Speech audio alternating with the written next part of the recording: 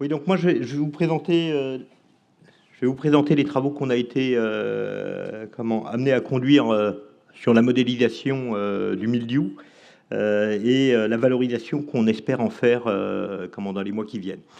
Alors, on est parti en fait du cycle supposé du mildiou. Hein, c'est une maladie qui est complexe, donc avec des phases de reproduction sexuée et de reproduction asexuée. Et il y a par rapport à cette dynamique de la maladie, un enjeu pour avoir une lutte efficace, c'est de bien positionner les traitements et c'est la perspective dans laquelle on se place. Alors, on a construit un modèle du risque mildiou. Donc, ce modèle, il part de données historiques et puis de données d'un référentiel de l'IFV, des données des témoins non traités. À partir de là, on a construit un modèle d'apparition des symptômes qui va alimenter un modèle secondaire de date de traitement et en le conjuguant à des travaux qu'on a fait par ailleurs sur la modélisation du rendement potentiel de la vigne, on arrive à une estimation de perte de rendement. En parallèle, on croise les stades phénologiques avec le modèle d'apparition de symptômes. Ça nous donne un modèle d'intensité du mildiou qu'on alimente avec une fonction de perte, et ces différents éléments vont permettre donc de construire cette perte de rendement. On part au démarrage, on avait 80 variables climatiques. Après un travail de machine learning, on arrive à 6 variables principales, donc qui sont assez facilement mobilisables, qui permettent, qui ouvrent la perspective d'être assez enrichi. Alors, qu'est-ce que nous permet ce modèle? Le premier résultat du modèle, ça va nous permettre de prévoir la date d'apparition des premières infestations.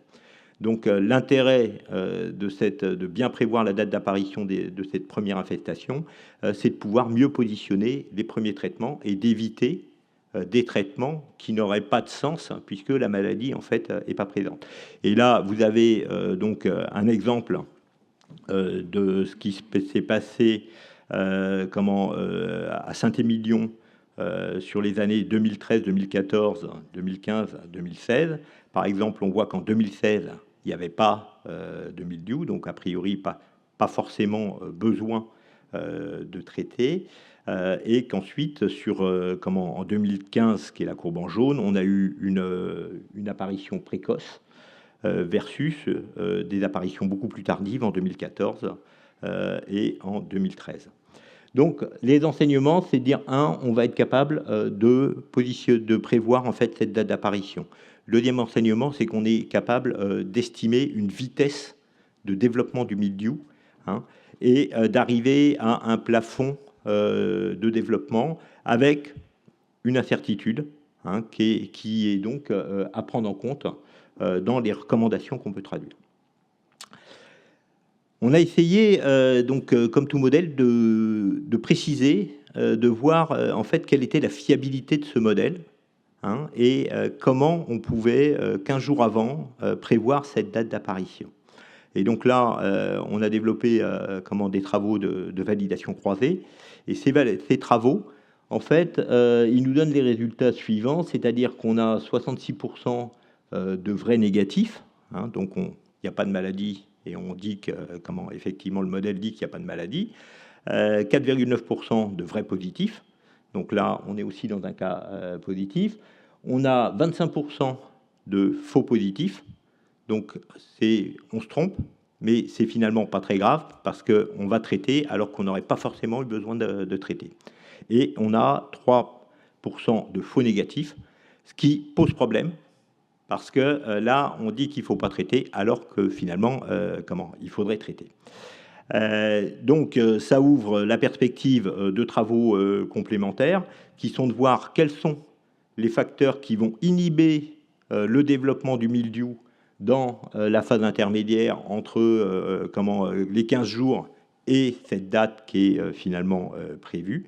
Hein. Donc, c'est que, a priori, il y a une infestation, mais elle se trouve bloquée. Donc, on ne sait pas exactement pourquoi à cette heure. Et pour les faux négatifs, là, l'enjeu est beaucoup plus fort, et donc il faut qu'on arrive à identifier les variables qui sont à même de réduire ce niveau d'erreur. Ça va nous permettre aussi de voir si on se couple avec d'autres méthodes, comme des mesures de sporée, des observations terrain, si ça permet d'améliorer cette prévision. Alors ça, c'est les enseignements de la modélisation.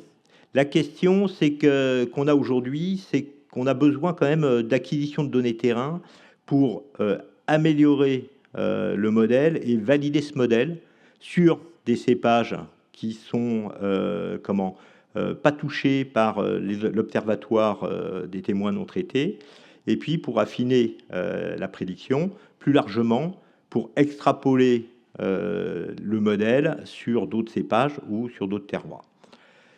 En parallèle, on a conduit une analyse des enquêtes auprès de conseillers de vignerons pour savoir en fait ce qu'ils attendaient, et ce qui ressort, c'est qu'il y a un très fort besoin, une forte attente de personnalisation de la modélisation. Bon, et donc ce qu'on développe, c'est un OAD qui va favoriser l'appropriation en fait de ces résultats et qu'on espère pouvoir nous aider à valider ces résultats.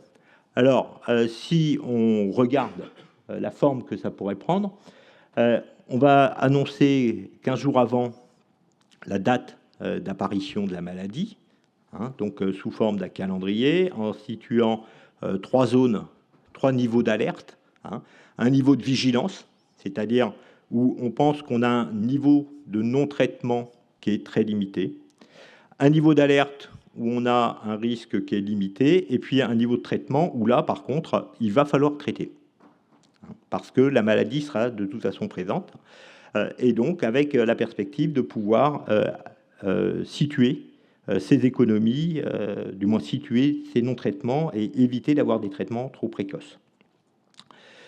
Cette prévision, elle va donner lieu à une petite enquête, à une validation de la part des utilisateurs, hein, pour qu'ils nous disent s'ils pensent, s'ils valident cette observation sur leur terrain, sur leur parcelle, hein, pour voir si on s'est trompé ou si le modèle finalement est assez juste, et ça pourra donner lieu à des recalages.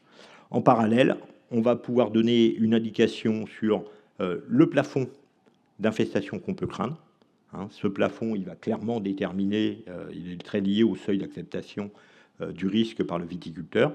Hein, donc, ça va déterminer le traitement et la vitesse d'apparition, de développement de la maladie, de façon à ce qu'on puisse justement cerner l'incertitude qu'on a autour de ces différents éléments. On ira, alors pas dans la phase de test, je pense, mais sur une mesure de l'IFT pour pouvoir comparer au fil de la campagne quels sont les IFT qui sont appliqués et situés par rapport à des références. Et on va pouvoir aussi traduire ces informations en un rendement potentiel, hein, avec l'idée de dire ma parcelle, elle a un potentiel, elle est conduite pour avoir un potentiel de récolte. Ce potentiel de récolte, il est amputé au fil de la campagne, amputé par des aléas climatiques, amputé par des aléas sanitaires.